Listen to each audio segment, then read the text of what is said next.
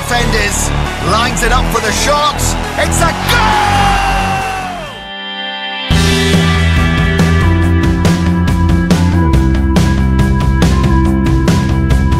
ASEAN Football Federation (AFF) berdiri tahun 1982.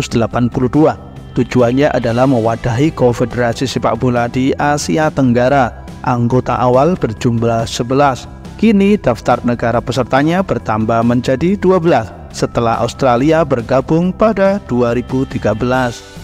AFF bernaung di bawah Federasi Sepak Bola Asia (AFC). Lantas bagaimana tercetus Piala AFF? Yuk ikuti ulasannya. Namun kita jeda dulu untuk klik like dan subscribe.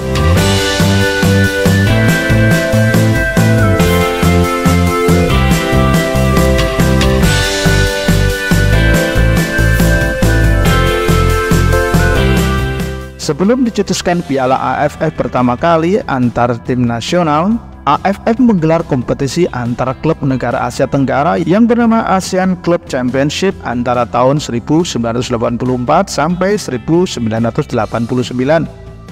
Turnamen ini diselenggarakan dengan tujuan untuk menentukan tim mana yang akan mewakili ASEAN di Asian Club Championship. Edisi pertama Piala Championship ASEAN dijuarai oleh klub Bangkok Bank of Thailand alias tim nasional Thailand. Babak finalnya begitu sengit dengan skor tipis 1-0 melawan Indonesia, yaitu klub Yanita Tama Indonesia. Pada gelaran kedua 1985, kompetisi antar klub ini dijuarai oleh Kuala Lumpur. Pada edisi 1988, kalah saing dengan Angkatan Udara Thailand. Mereka baru menjadi champion lagi pada 1989 setelah mengalahkan Pelita Jaya dari Indonesia.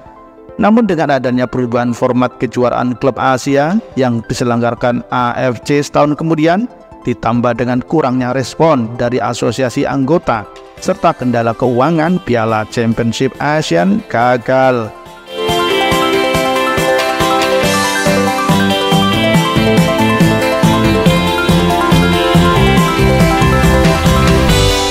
Tahun 1996 mereka membuat turnamen AFF 2 tahunan bernama Tiger Cup yang pesertanya bukan dari klub lagi tapi tim nasional. Tiger Cup pertama dilaksanakan di Singapura. Thailand menyambut juara AFF pertama kalinya setelah menang 1-0 lawan Malaysia di final. Kini Piala AFF bergulir secara rutin, bahkan telah berkembang ke level U20 dan U23.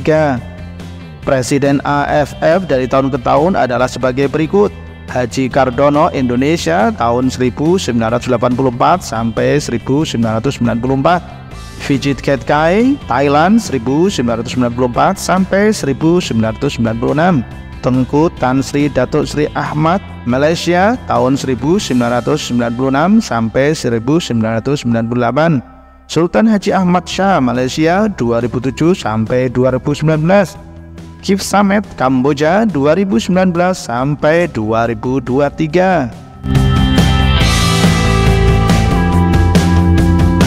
Pada tahun 2013 melalui kongres luar biasa di Dili, Timur Leste, Australia masuk ke AFF. Nah, meskipun sudah bergabung dengan AFF sejak tahun 2013 silam, Australia belum pernah bermain di Piala AFF level senior.